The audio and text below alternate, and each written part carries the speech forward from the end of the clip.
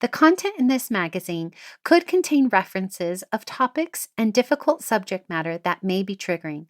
Please honor yourself, inner knowing, and proceed with whatever help or guidance you feel is intuitively aligned.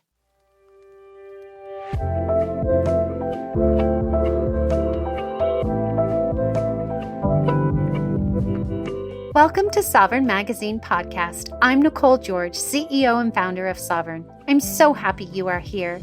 We are the magazine podcast and community guiding 5 million women to their sovereign selves. From heart-led conversations to magical meditations, our inspiring guests will show you how they can help you step into your sovereign self. Are you ready to listen to your inner voice and step into your power? Then keep listening to hear all of the intuitive messages meant for you today.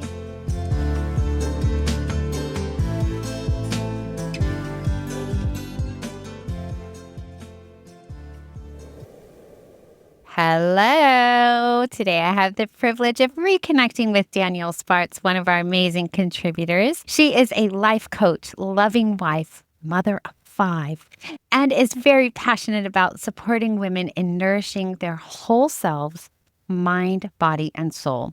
And with her blended modalities that she uses, life coaching, Reiki, EFT, somatic practices, and more, she helps mothers reconnect with who they are beneath the noise, guiding them towards healing, empowerment, and alignment. Welcome back, Danielle. Thank you, Nicole. I am excited to be here. As always, it is a pleasure and something that I look forward to. Yes, and I'm really excited. So for anybody who's been following Danielle and our podcast, we're going to be continuing one of our stories today, but we've got big updates, and this is going to be such an amazing episode. So today we're exploring I Am Sovereign, which is the theme for our January new moon issue. And in your article, The Quiet Return to Self, you share very emotionally your spiritual journey around navigating a health scare and how it led you to your own inner authority. But in amongst that came confusion and fear and doubts and all these different things that arose. So for those who haven't read your article yet, maybe you can recap a little bit and get them caught up. But for those who've been following, you know a little bit about this, but it's okay. We need to catch some people up. Yeah. So for the recap, it was going into the body where I choose to take my power back, essentially. This is just what's true for me personally in my experience is I have 2 autoimmune diseases that I've been diagnosed with 20 years ago and a new one that has started to creep up into the scenes. And I'm having a lot of symptoms of that. It's been almost a year now.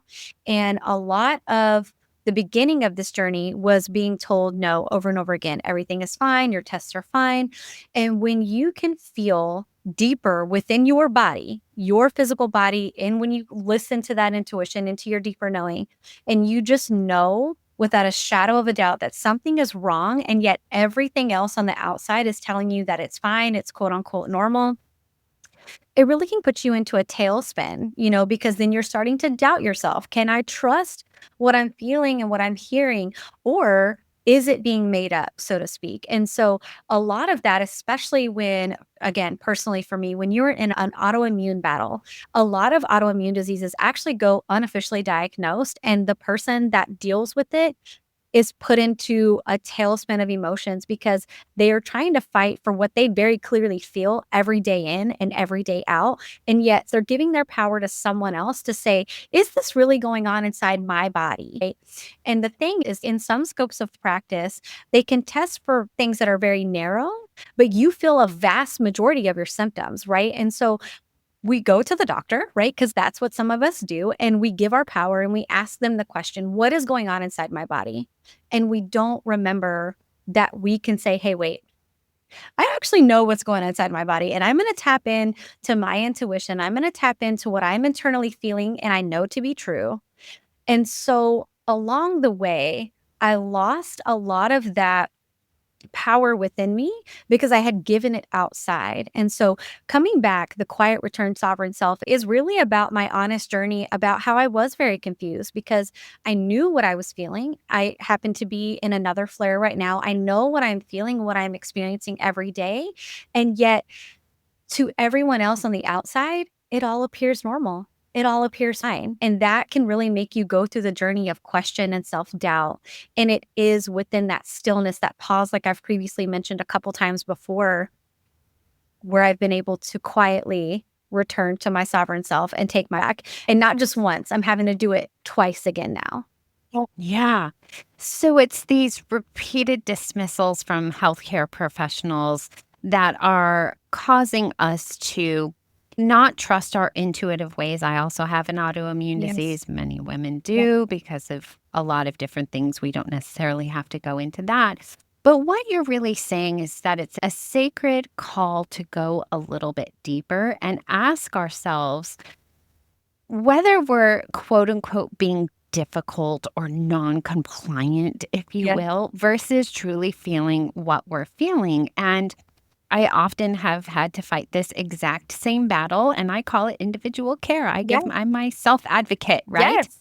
But I really want to go into steps to our sovereign selves because before the show, you and I were talking about as you reread your article, because, we have to do everything so far in advance, you had a little bit of an epiphany, and I'm going to let you share. So tell everybody what happened when you were freshening up on what you wrote several months ago. Yeah. So it was so beautiful to me because when I was freshening up, it was like this perfectly timed mess because like it's all in divine timing, right? It was this perfectly beautifully wrapped message from past Danielle to present Danielle because I find myself in the same exact shoes that I was right after or right before we wrote this article, which is so interesting.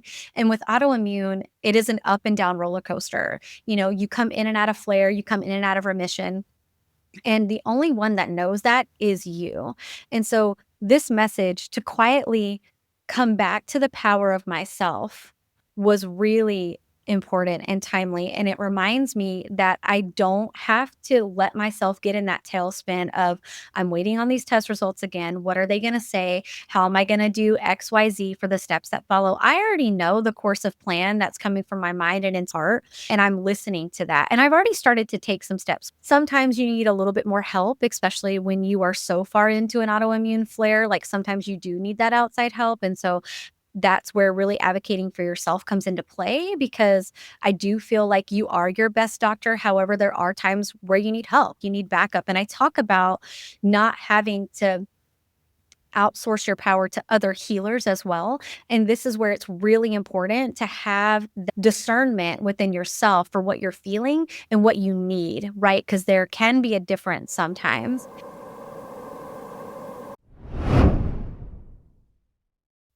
Inside the Sovereign community, you'll find more than a social platform.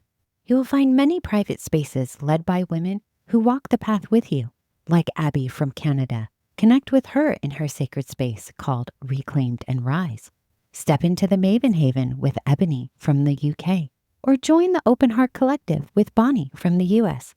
These are just some of the soul sanctuaries curated by conscious women for conscious connection. Come find your space inside the Sovereign community today.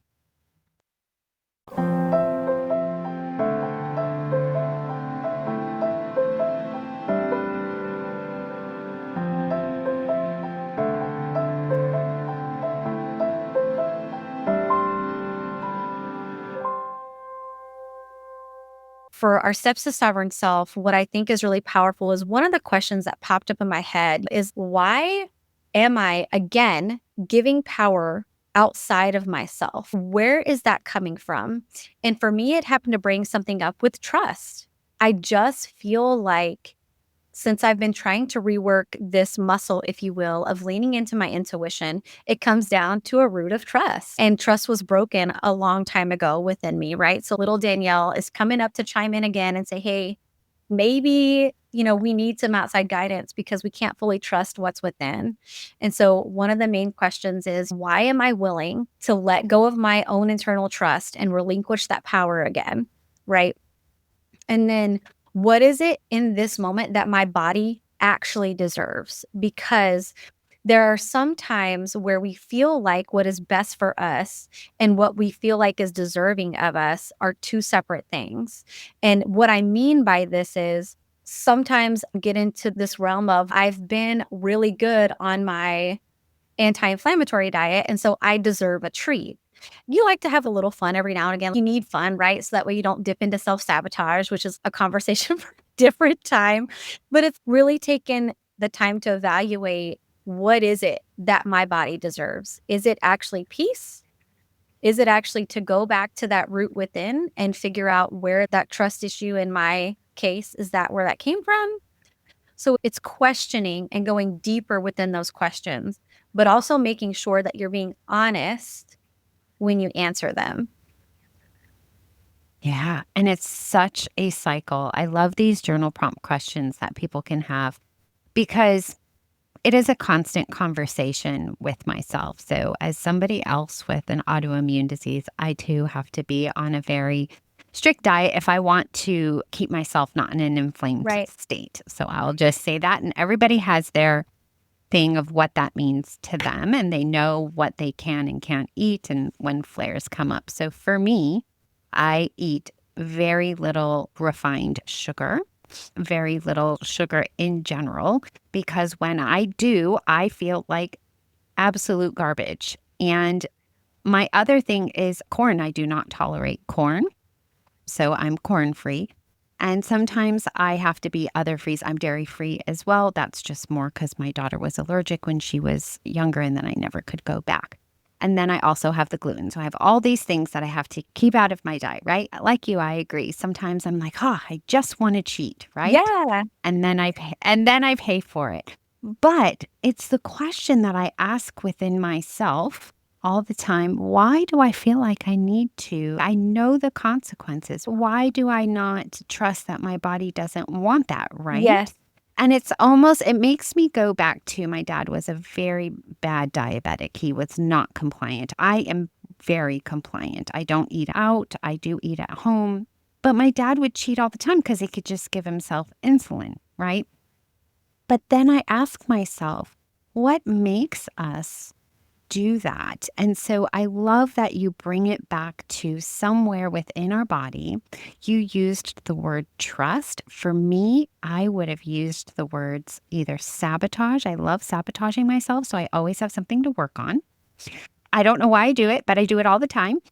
And then the other thing is I need validation, right? I need those test results to say to me, yes, that's what you have. You're not crazy, right? I don't think it justifies the mourning, because this is something that I feel like is so true in myself. And not that I have ever been one to take life or anything that's simplicity with involved for granted at all. But I think there's a part of you, especially when you have such strict autoimmune, that mourns the fact that you just can't do whatever it is that you want to do. You can't just have that, whatever it might be that maybe you miss. And so there's a part of you that mourns the fact that it used to be so easy, right? And I find myself missing that version of having that simplicity and that freedom, if you will, a lot.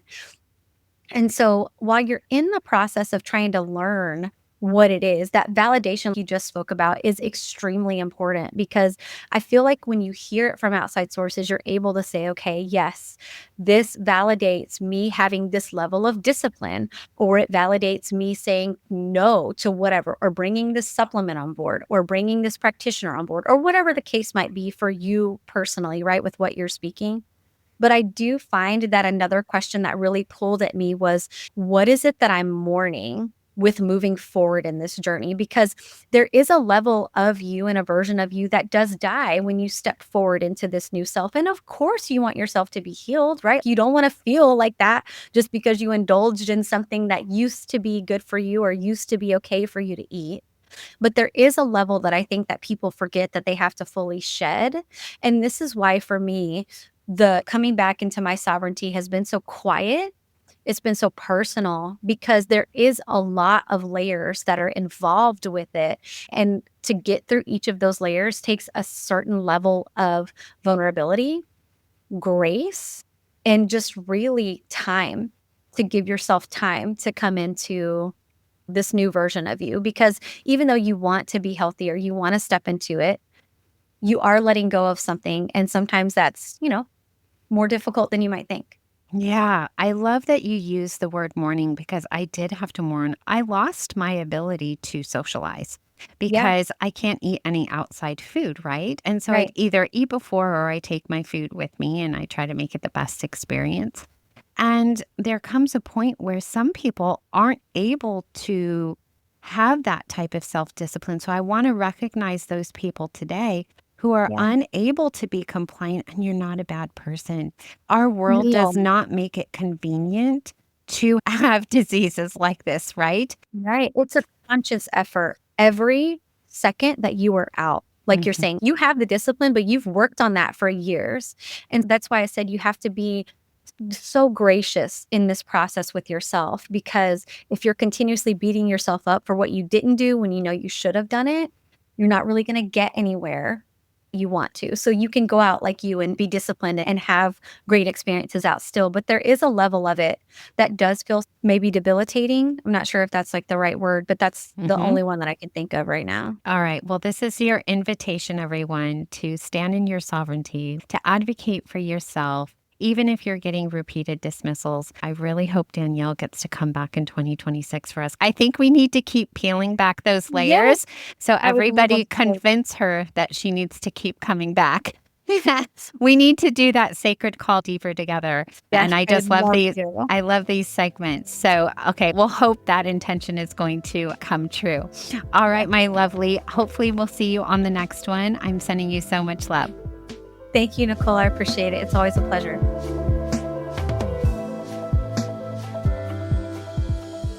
Thanks for listening. I'll be back tomorrow with another soul-led entrepreneur here to help you step into your sovereign self. Subscribe to our magazine and podcast and join our global community for all the magic. Details to connect with today's guest or join the movement are in the show notes. And if you enjoyed this episode, please leave a review. It helps us reach our goal of guiding 5 million women to self-sovereignty.